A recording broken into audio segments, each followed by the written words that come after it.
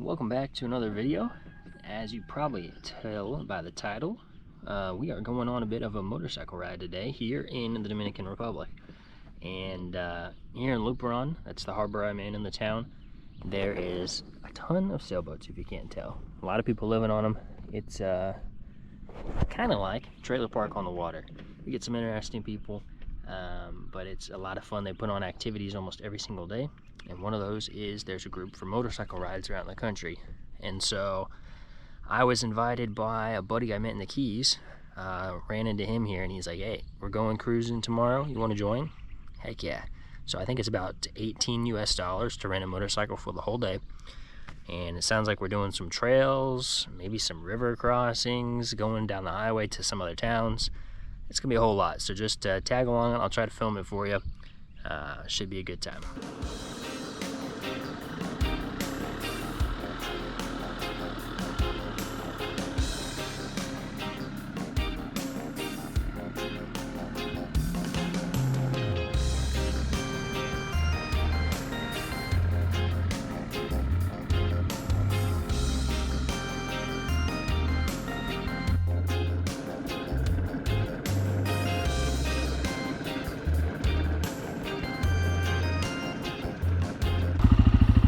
Got our new ride here.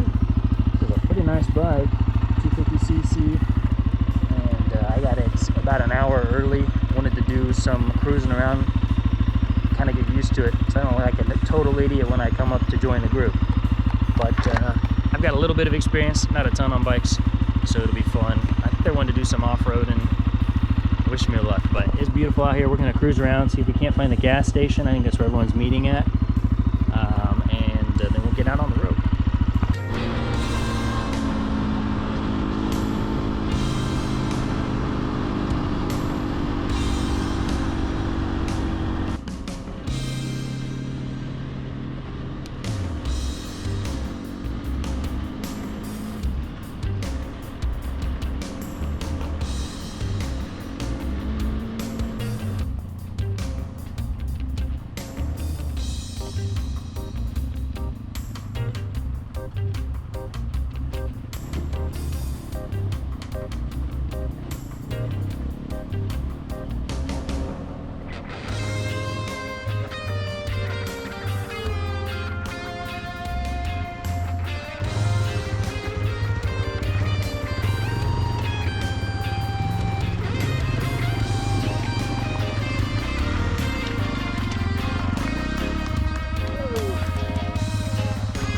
Really heavy. Oh yeah. If it falls in the rock and she's underneath it. Well, and two of you, it's harder to balance.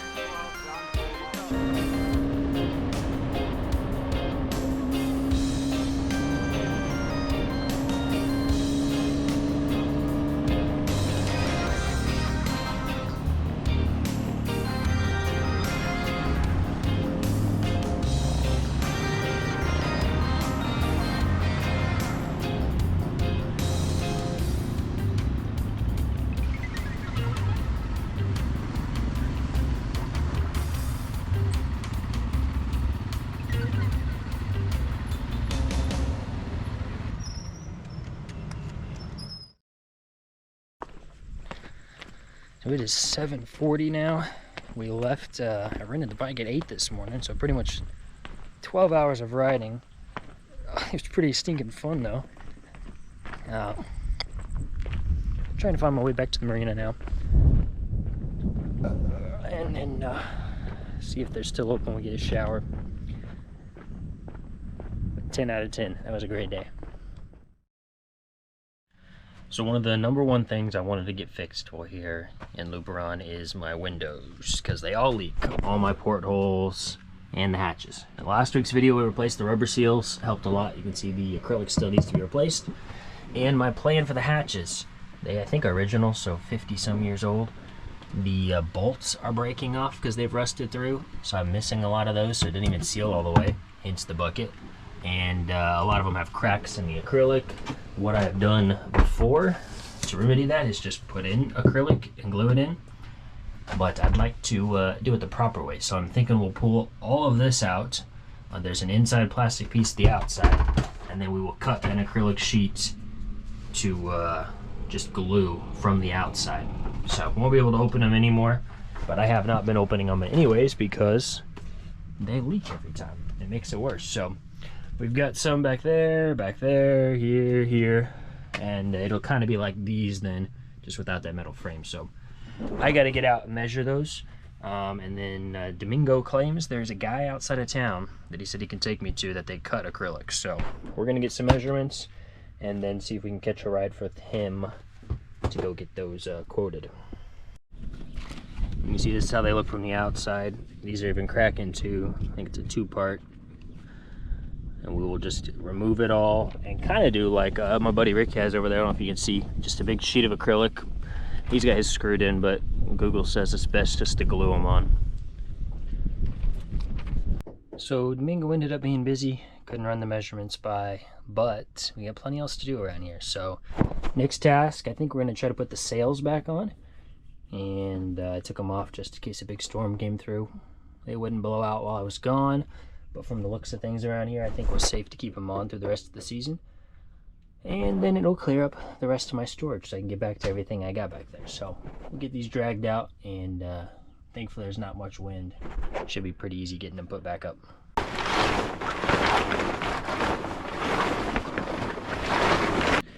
So what I've got to do to raise the sail solo, I get it all set up and make sure it's mostly untwisted. I get it attached up here to whatever this thing's called, and then the halyard, I can I've run it back, pull it from here, pulls the sail up. So I'm gonna try to set the camera up to show you better, but it's a bit of a process.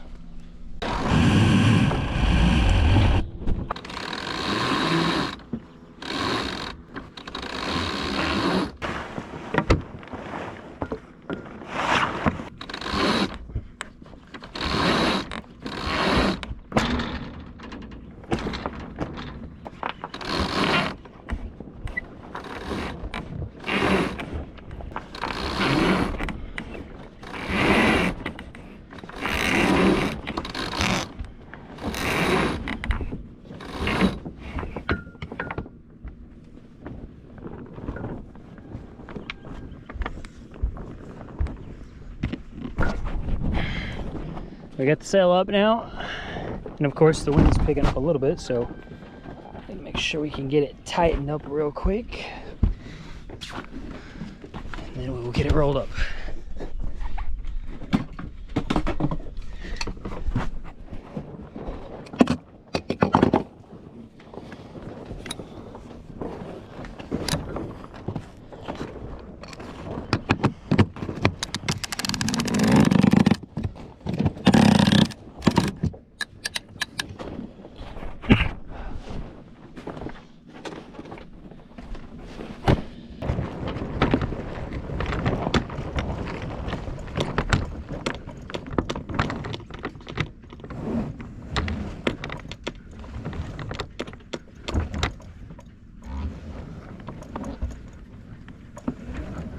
Easy as that. Now we'll get the mainsail up. What's nice about that is we don't have to raise it all the way, so we don't furl it up, so we just kind of put it on. You'll see, it's not too bad.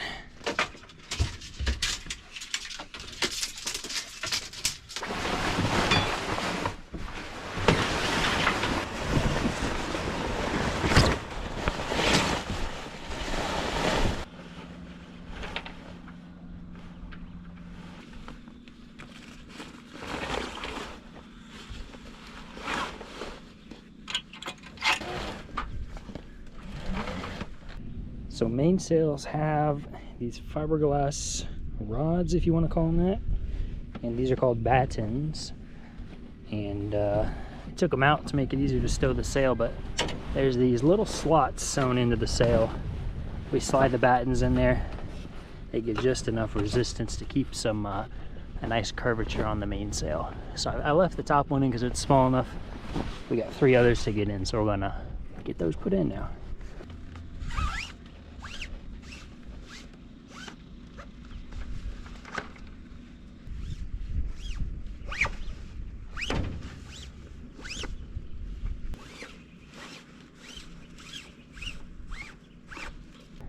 Alright, get the mainsail put on, packed up. Jib is on and furled up, so I'd say we are looking pretty good. Now we gotta get, this is a, let's sail the Damien Bard. We gotta take this to shore and try to roll it up nice in the parking lot, but I don't feel like doing that right now. So today's project is going to be updating the system for raising the dinghy back on the new solar arch. And what I've been doing before is I have this same color blue line runs just up through a block and another block and down to the dinghy, and when you pull it to raise, it's just a 1-to-1 pull, which means you're pretty much lifting the exact weight of the dinghy every time.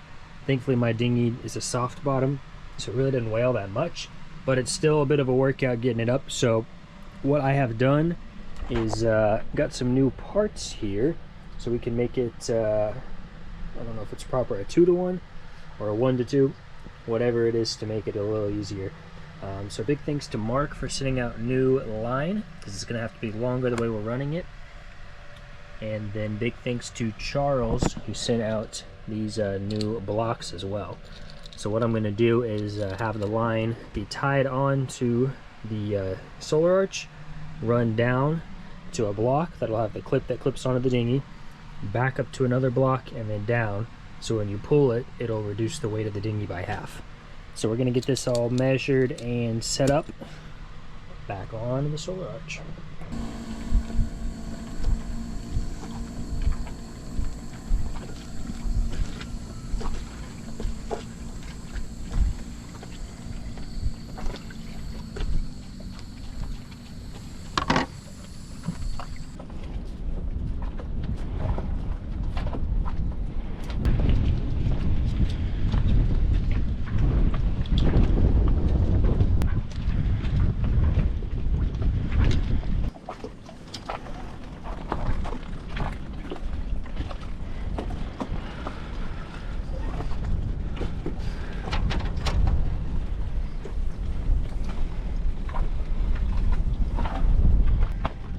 Alright, so I got the lines cut and tied and set up all nice. We're going to go ahead and just pull the outboard off, try to raise her up.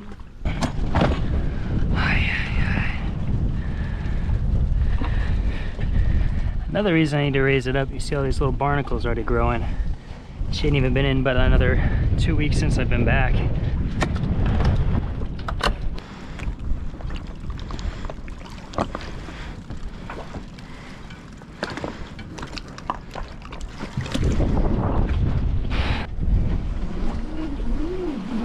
Oh my gosh, talk about a game changer. I don't know if I ever showed y'all, but I would usually have to be doing like a squat to pull this thing up. That was way easy.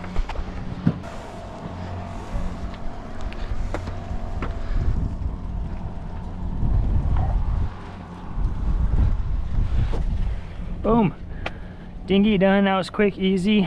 You can see here another reason we need to raise this dinghy more often. I also only been in the water about 2 weeks I've been back, and already getting growth on that too, so I'm gonna have to do a little cleaning. And again, big thanks to Charles and Mark for sending out the parts needed for that. Definitely worthwhile upgrade, appreciate it. And we are on to the next project. So the next project we're gonna work on is very similar parts I've got here. We are going to try to replace the main sheet, and I've kind of already mentioned, but my plans are to try to build a hard dodger out of fiberglass for Rambler, and to do so that's going to kind of inhibit where my main sheet and Traveler lines are run. So we're going to use this purple line. Big thanks to Cranky Curmudgeon, hope I said that right. He sent this out from the Amazon wish list to replace the main sheet because it needed to be longer. It doesn't need to be as big as it is. As you can tell, I think that's like 1/2 inch line. This should be plenty strong. And then we also have some hardware here. And big thanks to Larry, who sent these blocks out from the Amazon wish list. And then Paul sent me a Amazon gift card, which I used to purchase these. And I forgot what they're called, but they're aluminum. You slide the rope in, they lock onto them like a cam cleat. I think that's what it's called. So we're gonna hop up above deck, and we're not gonna be able to do everything today because it kind of depends on the layout of the final design, but we'll get started on it. So now that we're above deck, you can see this is my main sheet and the tackle that holds it. It's for moving the sail kind of side to side, as well as the boom adjustment. And you use this quite a lot when sailing. And so the current setup when I'm here, I just come up, adjust it, pull it out of this cam cleat here, and then you can let it out to move the boom. And with the idea with the new Dodger, it'll be coming up here, a window and a window. All of this will be enclosed, so we'll be able to have access to that. So the plan is, I will flip this up to the top, this one on the bottom, and where the line comes out, we'll run it all the way to the mast, have a block there, a block at the bottom, and then where my halyards are run underneath this hardcover, and come through the block here, mount one of these cam cleats maybe here or here, and then to adjust it, we can just pull it up and go from there. That's the rough idea.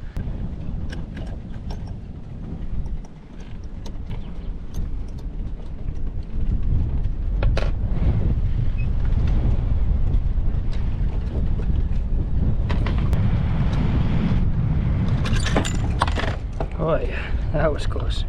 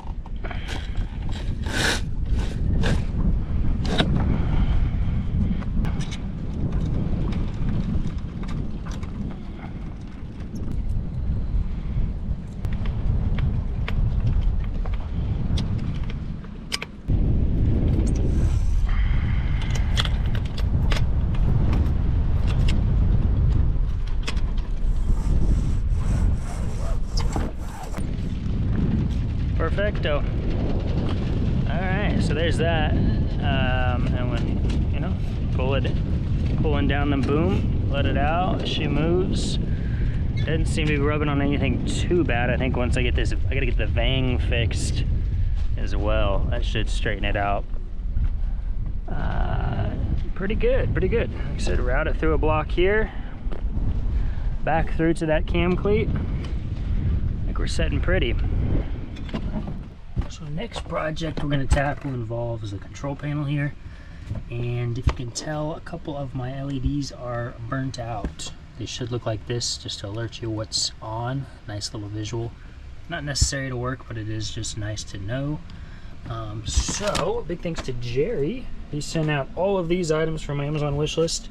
Got a lot of heat shrink tubing and then these solder heat shrinks. And I've been having problems with my bilge wiring. And so a method I learned is to use one of these, and then you put one of these over top. So just double it up. Good for marine environments. So big thanks to him for all of these goodies. But in here are these little LEDs, 12 volt red LEDs. And we're gonna see if we can't use these to replace the burnt out bulbs. And just taking the panel off a day or two ago, shoot, that's a lie, maybe a week or so ago, to hardwire in the fridge that Damien's letting me borrow. This is not the ideal way to wire it up. He's got a little plug for it that goes into one of those lighter sockets, but I don't have a lighter socket, or do I have the 120 volt plug? So I just made a little connector here. Don't worry, Damon, I didn't break your other cable. Soldered that or connected that onto the panel, but yada yada. You can see from the back here, these are where those little LED bulbs plop in, and I think the bulbs in here now are like incandescent. But we're gonna see if we can't find a way to get these new ones to fit.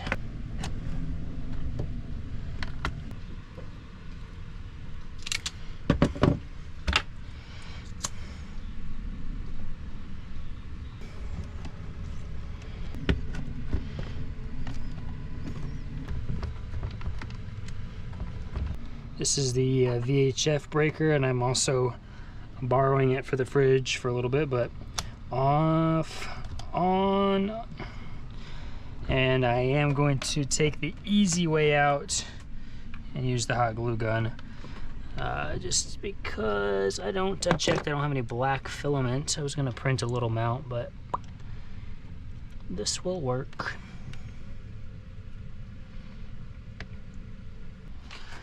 Looks good, first one done. Now we're gonna test the rest, see, because I know that one needs, but these are alternating current, so I don't know, I didn't even think about that. We'll deal with the ones we got for now. Alright, so this is what we're working with now. You can see, boom. These two are actually just switches. The rest of these are like flipping on 12 volt sources for these items. These two I cut them off from 12 volt, and it's just a digital switch, so even if the bulbs worked, they wouldn't turn on, but that's okay. That looks really good though. About time. I replaced 1, 2, 3, 4, 5, 6 of the bulbs that didn't work.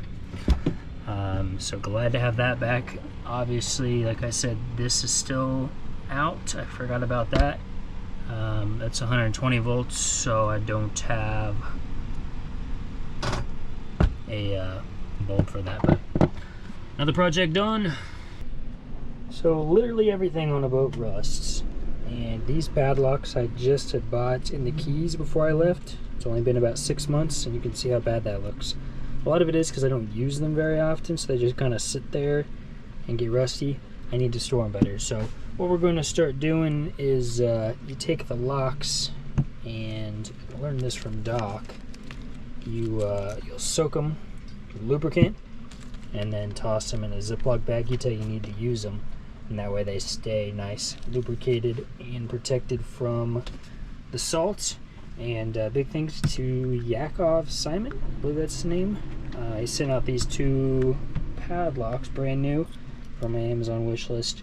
So we're going to go ahead and pre-treat these, and then store them until I leave the boat for a decent bit of time and got to lock up. They should be nice and oiled and ready to go.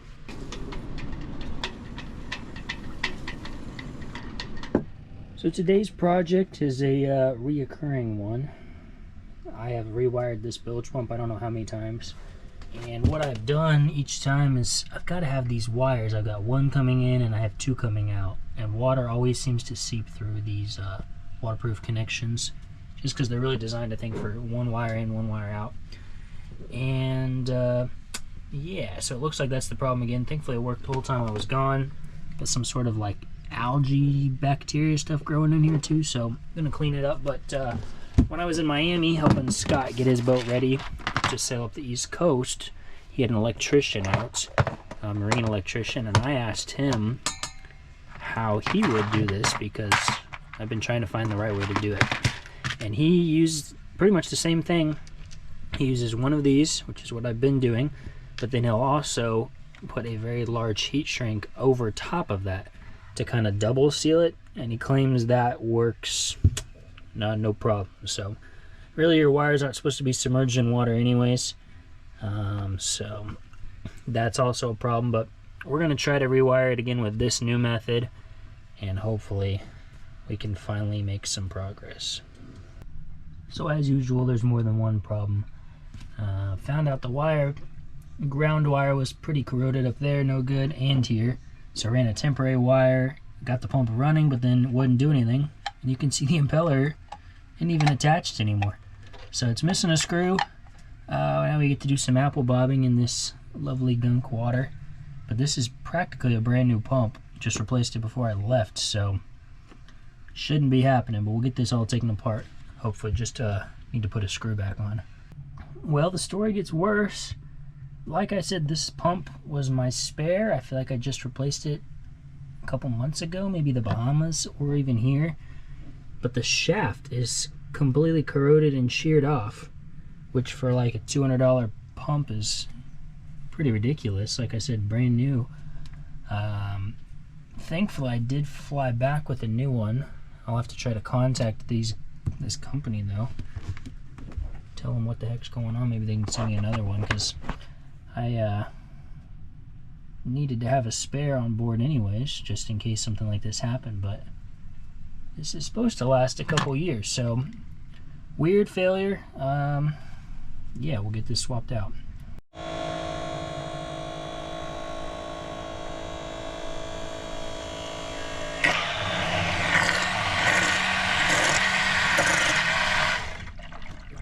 Alright, so got the new pump installed. Big thank you to Sunny, who sent that out from the Amazon wish list. I was bringing it back to have on board as a spare, just because you always need a spare in case things like this happen. But I didn't expect to be using it for like another couple of years. But I got the old one out. Already contacted customer support. The box claims it's a 3-year warranty. That thing was bought probably a year ago. Only been in the boat 2 months, maybe 3. So we should be able to get a new one sent out to have another spare. But in the meantime, this one, we will get it rewired up in here and clean all this lovely red bacteria or whatever this is. We'll bleach the bilge, get it looking pretty again. And I will add, you might be worried that all this water is still leaking, and this should just be, I believe it's just shower water, because this wiring messed up the bilge pump for the shower. It's 2 bilge pumps. That one didn't work, and they're connected when it gets so full. So I believe the whole time I was gone, the water level didn't change on the bilge pump. Because when I'm sitting, really the only problem that leaks still is that shaft seal, which is when the engine's running or sailing. So just a fun fact. Got the new pump installed, new heat shrink connections, some new wire links as well. And of course, we always have something else to fix. Rewired this entire line up here because this shower bilge wasn't turning on either. Traced it down to the pump works, but the float switch doesn't. So, gotta get a new float switch. And there is a town, or a store in town called Freddy's that sells used boat parts. Gotta pick up something from there anyways, so we might swing by there, see if he has a bilge pump float switch. And if not, then we'll have to try to see if we can have one shipped out. But the problem with going to the store now, it's 12:30, and they have like a, whatever it's called, where they sleep from like noon to 2. Everyone just closes their stores, so we will have to wait till this afternoon to try Freddy's, which means I get to take a break. Next project's going to be cleaning the swim ladder here. Bottom of the dinghy and the bottom of the outboard. I've had it hanging out here for about 24 hours, which probably was not the best move because now it's all dried. But I'm going to just take some water and vinegar, spray it, kind of let it soak, and see if we can't scrub it off with the soft scrub brush. Thankfully it's not too bad, but this is the worst I've seen after 2 weeks of use. And so we'll get it cleaned up and put back in the water. Ladder all done and cleaned up, looking good. On to the dinghy.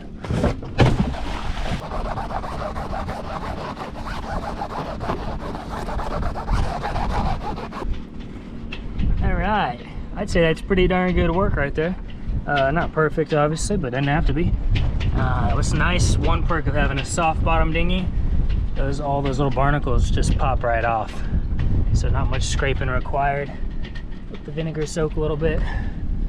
Now we will work on the outboard. I feel like there was one more thing to clean. Oh, we did that. 1, 2, 3. So I'm standing here getting ready to deploy the dinghy. I had an idea. I'm wondering, the way I've got it set up now, I think I showed you already, but I run it up and each line ties off to a cleat. So I kind of go back and forth. I raise one side halfway, raise the other all the way, raise it all the way. And I'm wondering, can I not just make it one continuous line? So it would come here, run up, down, back, across, back down, and tie off. And then would I be able to keep it even enough to where I could just pull one side up, raise the dinghy? So we're gonna try to drop the dinghy and reroute the lines and see if we can't make that happen.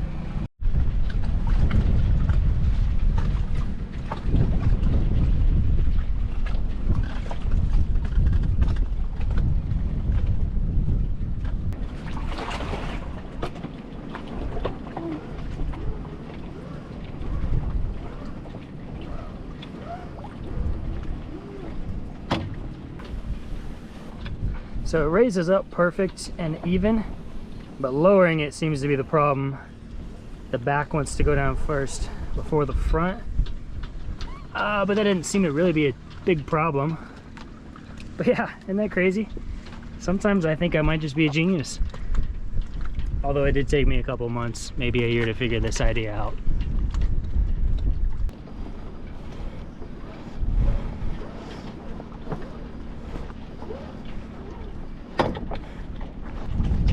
Alright, so since we're on a roll today, one more thing I want to try. A lot of other sailors will leave their outboards on the dinghy when they raise them up on the davits.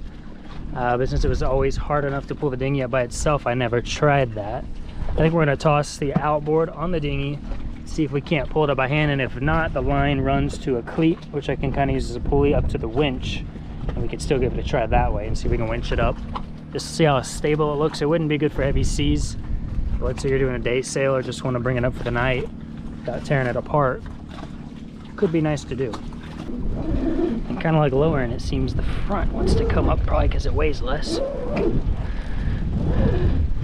Could be problematic. I gotta say though, this is still maybe easier or about the same as it was before with no engine though. Quite impressed actually. That went up pretty easy, and that'd be a good place just to store it for the night. Get it out of the water. And we'll see if we can't get it lowered too.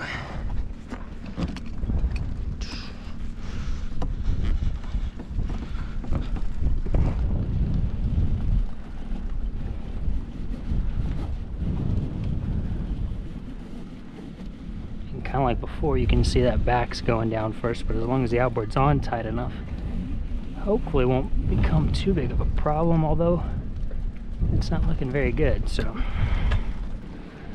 we're gonna need to figure that problem out. I wonder if swapping the block pattern might help, because even when it was lighter, this side seemed to want to go down first, probably because that's where the line starts first. Now we got the extra weight there. It's no good, so maybe if we swap, move the 3 blocks here, the 2 blocks here, we'll try that formation out and see if that doesn't finally even things out a little bit. All right, it took a second. I've got the lines rerouted now, flip-flopped, and we'll see if we can't get her pulled up and lowered now. Of course, now the front wants to come up, but the back is staying sideways, so that's not looking good. Keep trying though.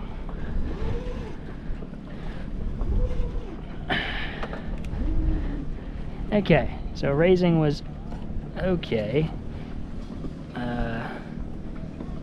Let's try lowering it now. And of course, that weight's causing the back to go down still. But the front, I don't know, the front's kind of coming down a little easier. Still not perfect, but I mean, that kind of worked. We'll try one more time here.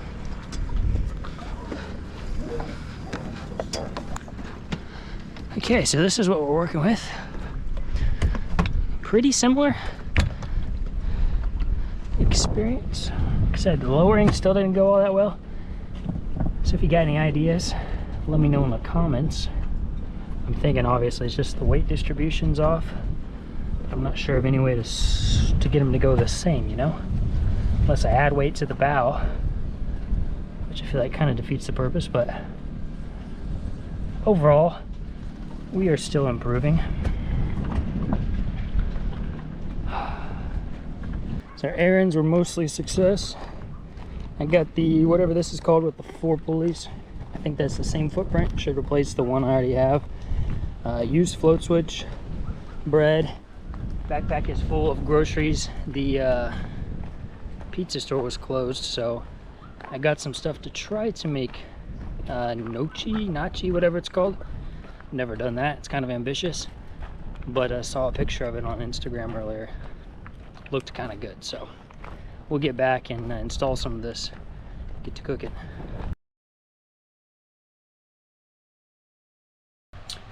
So the float switch I bought secondhand did not have the little base to mount it into the bottom of the shower pan, so I got lucky, found one online.